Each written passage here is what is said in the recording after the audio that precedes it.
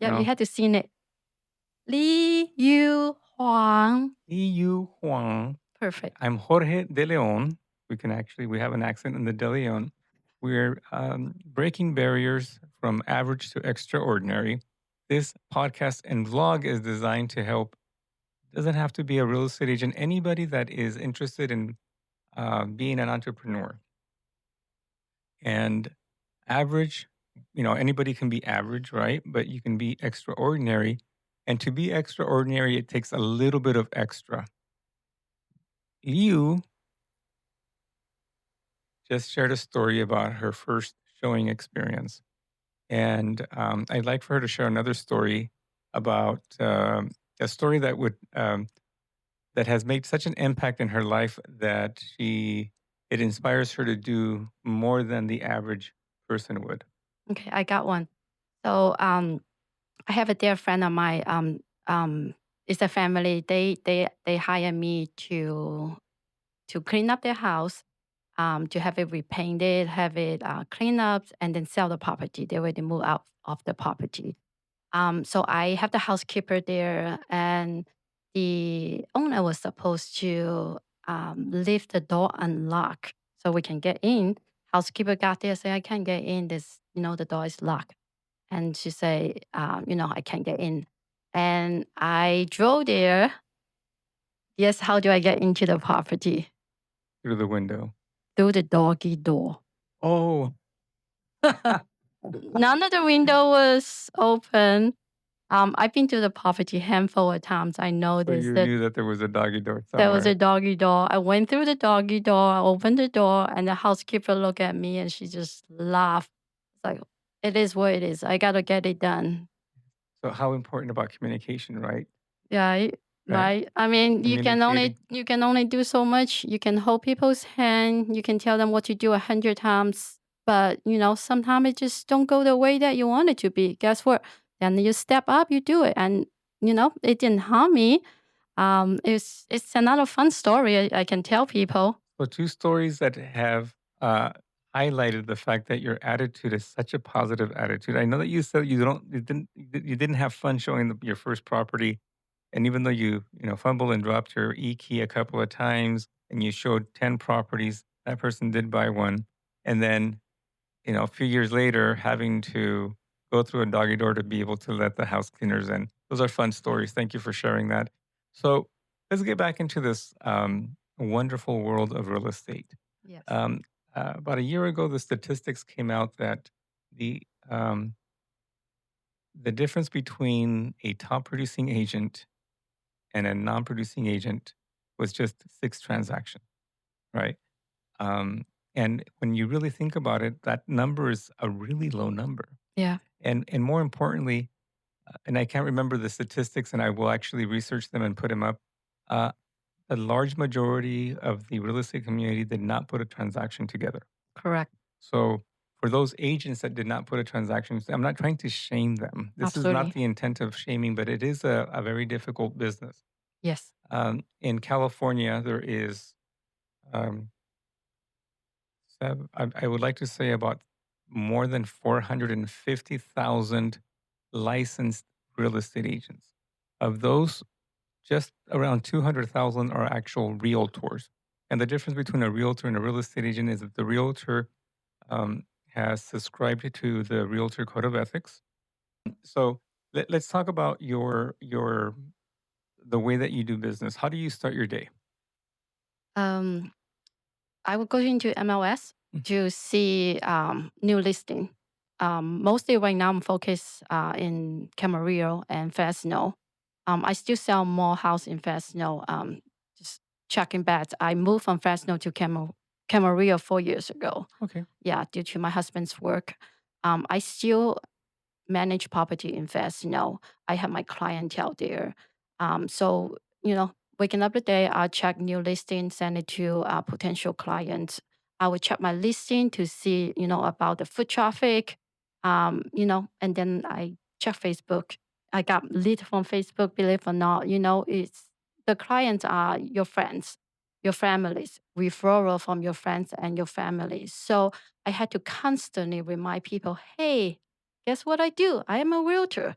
Um, and and in a way that doesn't bother them, make them feel like I'm pushing for business. I am here to work if you need my help. Um, so that's how I start my days, like 1 or 2 hours, and check emails. Yep, Okay. yep, And it's a daily activity, right? yep. So property management for me is a very labor intensive. Depends.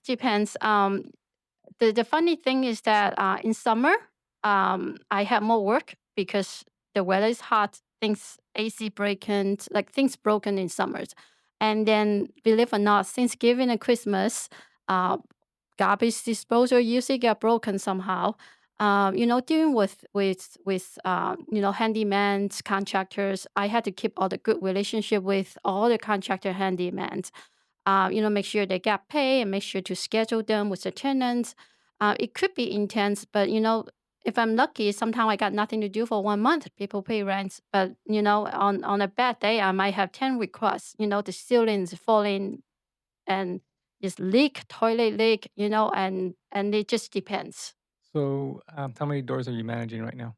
Right now, personally, I manage 50 under my property management company. But since I moved from Fresno to Camarillo, all the new client I have, I share with the partners under his property management company. So I still take care of the clients, but he's the one that helping to run the grant if needed.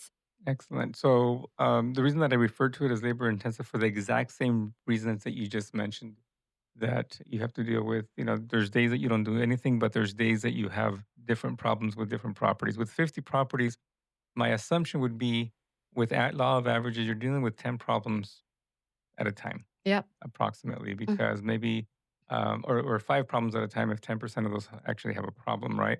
So far as your real estate business, I know that you're looking at inventory. I've seen you on Caravan. Why do people call you? I think because they know how I work. As I mentioned, I moved to Camarillo 4 years ago. I don't have any family here. I Mhm. did not have any friends here. Your husband's your family, right? Oh, he does not give me no business, unfortunately. And anyway, so I don't have the clientele I have in Fresno because I went to school in Fresno. I know the teacher. I have friends, I have family that friends, family that we know each other for 10 plus years. So they know me. They know that I work hard. But for here, I'm a newbie. I'm a Mhm. new agent. So people like, why do I want to use you if I have Jorge that I worked for 20 years? I've seen his face everywhere. Like, why use me? So for me, I had to prove that I know what I'm talking about. I had to prove to them that I have the knowledge, I had the skill, and I just had to step up a notch in order to get people to use me. So for right now, few of my referrals are from the gym. Oh, okay. Yeah. I work out a lot, not just to get clients, right, right, Mhm. right. Wait, hold on. Not just to get clients, but for my own sake, because it's a stressful business. Everybody's issue become my issue when I manage property for them or when I'm trying to sell and help them buy property. So I had to release my energy and my anger somehow. And going to the gym, I go work out 2 to 3 hours a day and 4 to 5 days a week. And people see me going to the gym and they talk to me. And, I'm just being a regular person, just myself, common sense. I treat people the way that I want to be treated. So I am nice to them. I'm just being myself and they see me and they know that I'm a realtor. And so when they have business, they come to them, I say, hey, Liu is the one that I can properly trust. And hopefully she will do the job and give me the opportunity to list or help them purchase their home. So you've already shared that the gym is your outlet. For right now, yes. What do you do, or what have you done, or what is your go-to? We refer to this as a mental toolbox when you feel discouraged. What have you done in order to be able to snap out of it and continue? So I used to have a good friend. She passed away 3 years ago. She is one of my outlets to get guidance or suggestions if when I run into issues. I just pick up the phone and we would just, talk about, how bad was our days. And of course, she would talk about how bad was her days. And then at the end of the day, we just kind of like laugh it out.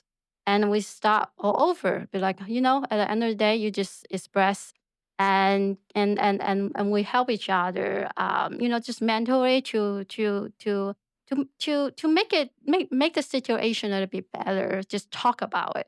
So, my observation is that you are very social and you like to talk. Thank you, I guess. Well, no, in a good way. 4 years ago, you come to Camarillo, you get to meet a whole new, you know, group of realtors. Camarillo, it's a small group. They're very powerful, and they're very, their caravan meetings are very unique. Absolutely. Um, how difficult, how did you find the group? How were you acquainted with the agents that do business in Camarillo? So I try to associate myself with people that they're kind of like me, like we have similar character, similar ethic, and similar lifestyle per se. And you just know, you start talking, having conversation with people. You just know if that's like people that you can have a good conversation with and share a little bit more depth, or just a high and buy conversation. You just know. Um, a lot of people already know that I don't have a filter. I say things when it comes to my. So I'm going to go ahead and give this another shot. We are here with Liu Huang. Thank you. Oh, I'm Jorge DeLeon. We are real estate agents, and today's podcast, Breaking Barriers from Average to Extraordinary. We have had a conversation with Liu Huang, who has told us about her story in coming to America, going to school here, meeting the love of her life. We didn't go into those details about your spouse, and you did mention him that he doesn't give you any business, which we'll have a conversation with him about that. But I'd like for us to transition into a different part of the real estate business. You did share with us how your work ethic has attracted individuals. You have used your language as a differentiator in being able to attract business, and you haven't seen that, or you haven't allowed that to become a challenge, right? Correct. Well, maybe a challenge, but you've seen it as a challenge, but not as a barrier. Correct. So let's transition into artificial intelligence. Oh, And the reason I bringing that up is because you commented on something that on something that I posted, yes. and you just like you have mentioned about being self-conscious about your accent to a Hmm. certain degree. At first, I was somewhat self-conscious about my use of AI. When Facebook came out and became, mainstream, I studied it and tried to figure out how to use that for business. And I was introduced to Chat GPT, and there's different versions and different types of AI. And the first time that somebody introduced me to it was about writing property descriptions, right?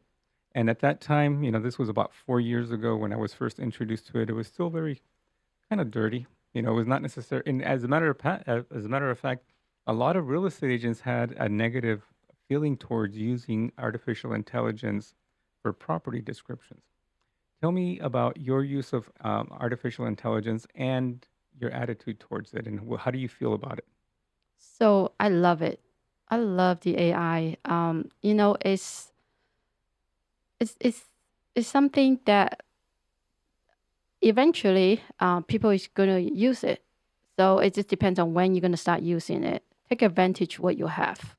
And some people might afraid that it's going to steal the business away from a live person. I don't. I have doubts about that because what we do is not a computer that can replace. we are human. We have emotions, and we try to understand the emotions of a family that we're trying to help, trying to understand what they need, and that's not something a computer can do. So the way that I use AI is two way. The first one is sample descriptions. We've tied in the house descriptions and have the AI or chat GPT to write a better description with the pictures, with the highlights to make it more exciting. And the other way is virtual stagings.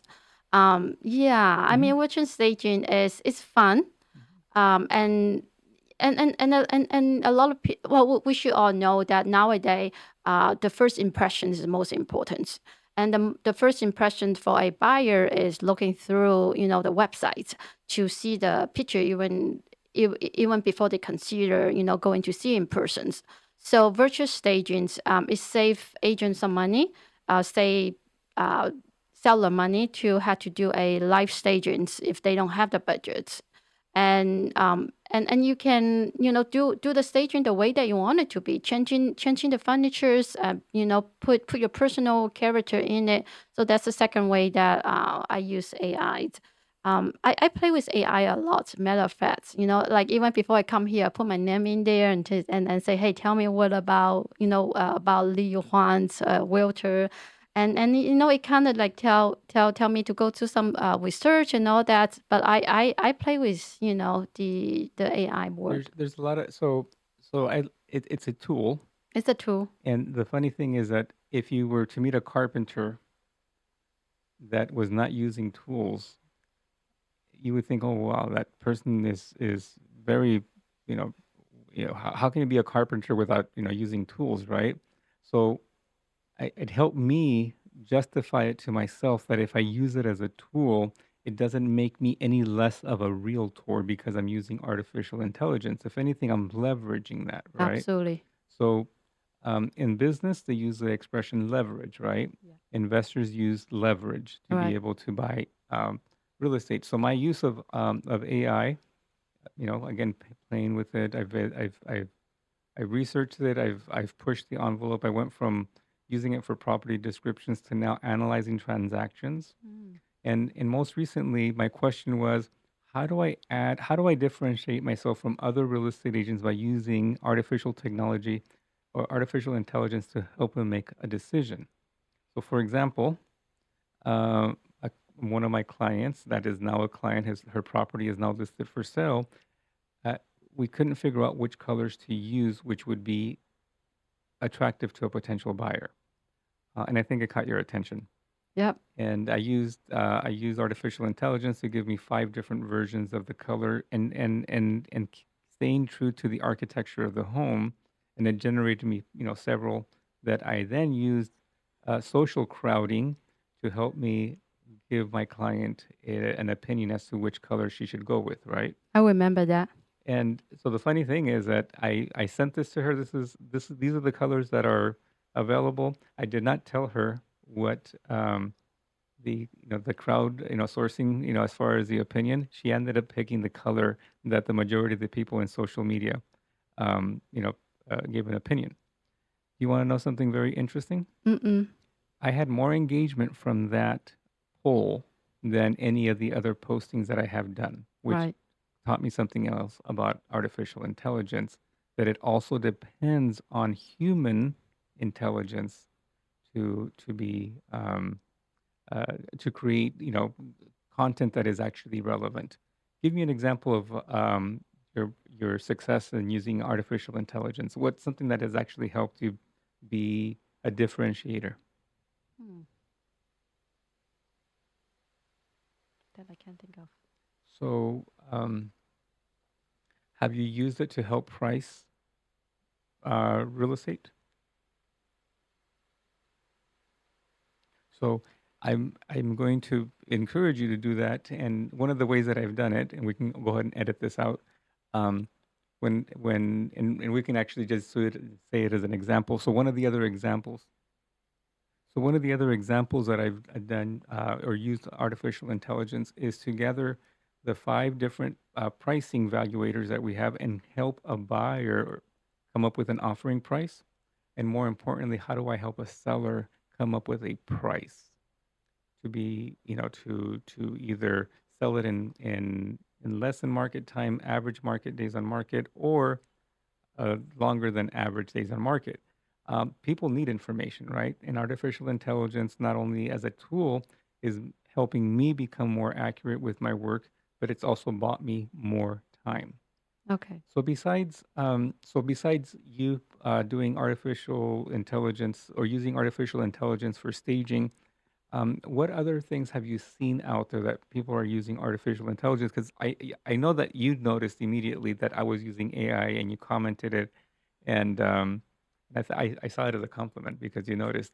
What other ways have you seen other real estate agents use artificial intelligence? I think a lot of people have not tried to take the full advantage of use the AI. And what do you think that's about? It's a learning curve. Is it? I think so. I agree. Like I am on my 40s, and when I talking to my kids who are 13 and 16, I am aged in Mm, their minds. I mean they know more computer than me. Using ChatGPT or any other AI programs, you download the app and you start having conversation with the programs, and it's also like it doesn't do anything if me as a user don't try to prompt it to do certain things. So as a user, I need to know what I want to ask and what kind of outcome I want to get from it. So it's a learning curve for people like they need to know how to start a conversation and how to get where they want it to be.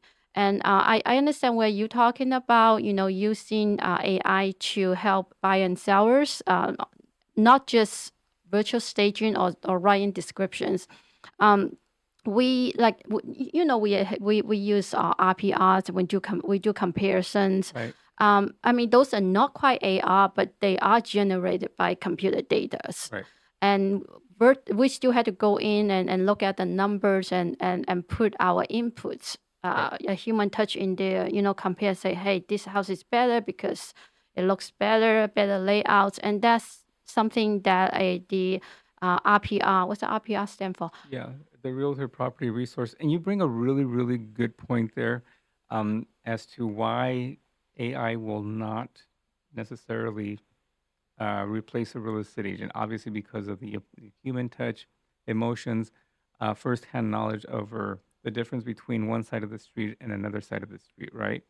And I just don't. I just want us would like for us to be prepared that once we start having AI analyze the property photos of the property when it was listed Mm. and why it was sold for that price, it will actually help generate an opinion as to why this property is worth this and not as much as the other property if the other property was more improved, right? Right. So, and that's where what you mentioned about the importance for us to know the market and go to on Caravan, look at this house. One of our colleagues in the business has a listing in Camarillo that if if it wasn't because he was there and told us everything that the seller had done to the property, we would have thought that it was just a regular flip, right? But it was not intended as a flip. It was a full renovation with the intent of living there for a long time. Things changed.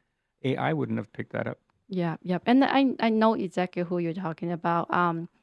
Another Jorge.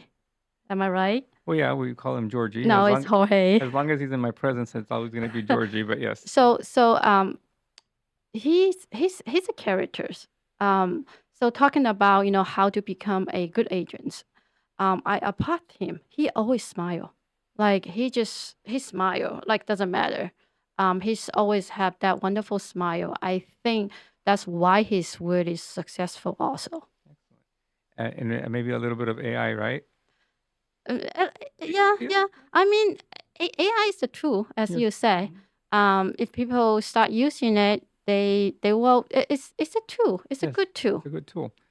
Okay, so we have reached a point where I would like for you to share um, some things that a real estate agent that wants to be successful, the things that they should do, and then the things that maybe would have secondary priority. and then absolutely things that they shouldn't be doing. So, what should an agent that wants to be successful? What should they absolutely do? What they should do, they should talk to people. Okay. If people don't know what you do, they can help you. You don't have to beg for business, but you can ask for business. You can ask, they might not give it to you, but if you don't ask, you're never going to get a business. So to be successful, if you have money, do some advertisements. I saw people that pay for advertisement on Facebook, and I think that's how they get a lot of business also. Um, and so that's one way. Talk to people, let people know what you do. You're passionate about it. Marketing. Like you and I having this conversation. Right. I am a shy person. Oh, I could not Oh my tell. No, no, goodness, no. Yeah. I'm sweating being here, but What's the I am lights? I am here Okay. because Thank I you for want. accepting the invitation, by the Well, way. thank you for the invitation. I want to be here because I wanted, put my face out there and let people know, hey, I'm trying. Hmm. I could use your business if if you are looking to hire a realtors if we're a good match. So, talking to people, what would be a second priority? Second priority. So I think um, once you have a lead, we call it lead clients, their lead, right? Or prospect, buyer or seller.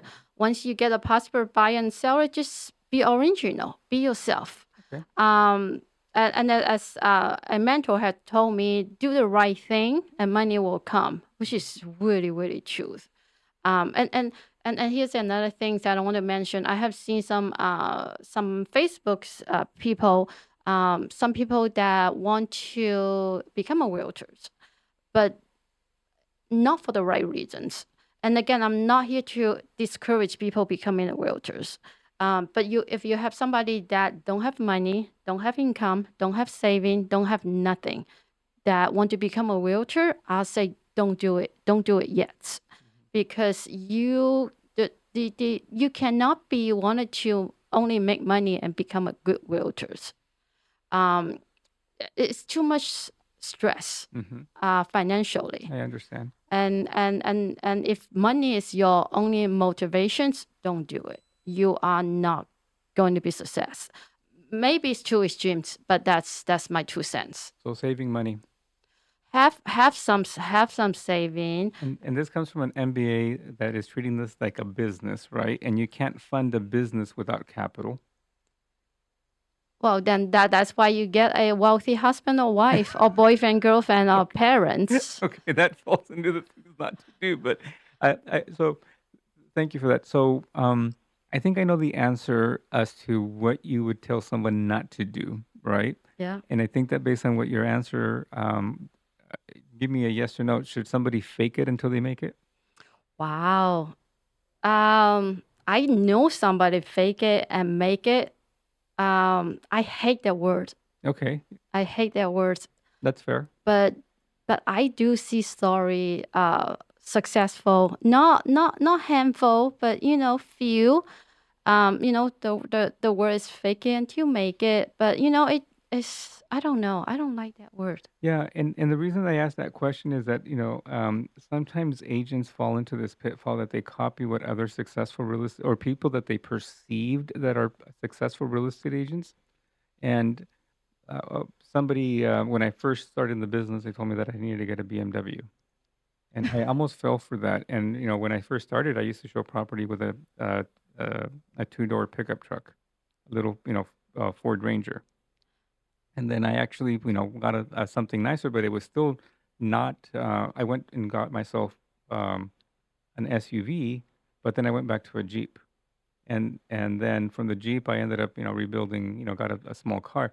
So the perception is so powerful, but sometimes trying to give out a perception of success may break you and bankrupt you. What is your thought process on that? So I have some thought on that, but now my mind's not thinking anymore. Um, so um, Let me restart the camera. yep, yep, yep. No,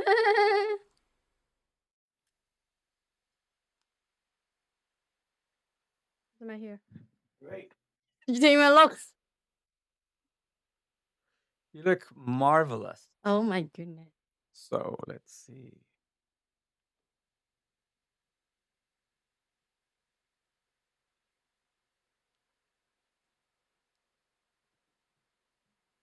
So we are with Liu Huang. Huh? Uh-huh. No? Okay. Uh-huh. And we are having some closing thoughts as to what a real estate agent should resist the temptation of doing. And we agreed that we don't necessarily like the expression of faking it till you make it. I shared a story about how somebody gave me the advice that I had to go out and get a fancy car to make an impression of success.